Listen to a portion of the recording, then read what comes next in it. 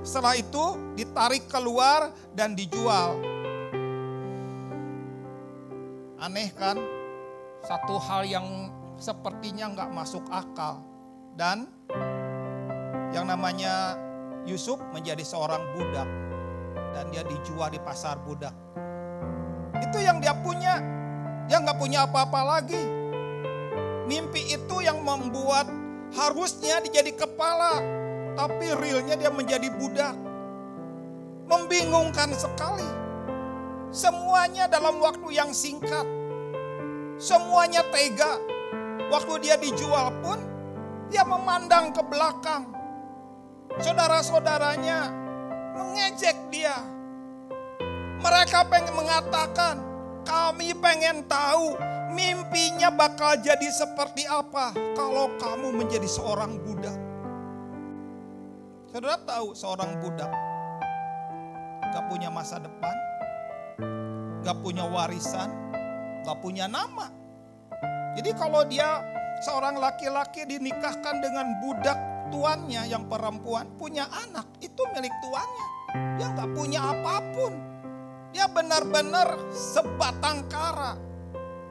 Dan hari itu adalah hari yang menyedihkan. Kalau kita baca dalam Kejadian 39 ayat yang kedua, di sini sesuatu yang paling penting.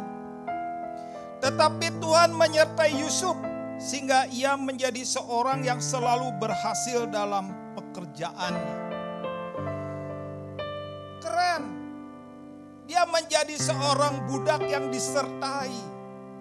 Apa yang membuat Tuhan menyertai dia?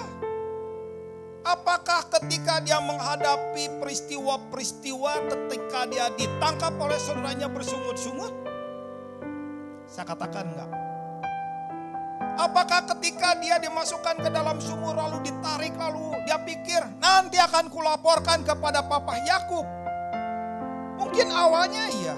Tapi ketika dia ternyata dijual oleh saudara-saudaranya, apakah dari dalam hatinya langsung dia berkata, Tuhan katanya aku akan begini, nyatanya aku dijual menjadi seorang budak. Apakah dia mengatakan seperti itu? Saya percaya orang yang damai di dalam gak begitu. Orang yang damai di dalam, dalamnya solid. Di dalamnya tenang, di dalamnya teduh, di dalamnya seperti gel. Jadi ketika digoncang, kembali. Digoncang, kembali. Tetapi kalau di dalamnya tidak ada kedamaian, itu seperti kelereng dalam kaleng. Gak usah digoncang, gerak sedikit sudah berisik. Apalagi ketika digoncang-goncang. Orang yang damai di dalam itu terbentuk karena hadirat Tuhan dan firman Tuhan. Kedamaian di dalam itu karena dia membangun manusia rohnya. Itu yang menyebabkan seorang Yusuf menjadi seorang budak yang disertai oleh Tuhan. Ada banyak orang tapi gak disertai oleh Tuhan. Tapi ini seorang budak yang disertai oleh Tuhan.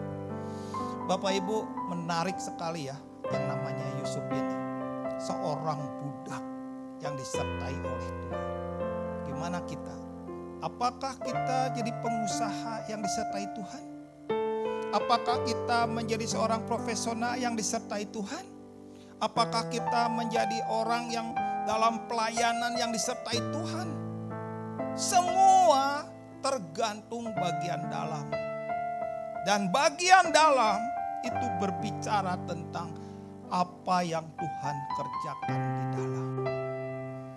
Kalau berbicara Tuhan yang mengerjakan di dalam, itu berbicara proses Tuhan yang membereskan, membersihkan, semua yang gak berkenan di dalamnya. Dan ketika itu terbentuk, ujungnya solid. Kalau dalamnya solid, goncangan luar gak mengubah keadaan. Kalau dalamnya solid, apapun yang terjadi di luar, hatinya tetap tenang dan teduh. seperti orang yang melemparkan batu ke danau. Timbul riak sebentar, setelah itu kembali lagi tenang.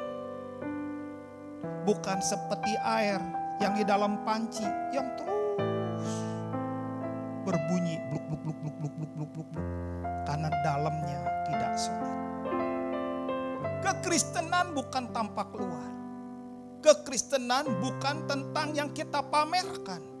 Kekristenan itu tentang bagian dalam.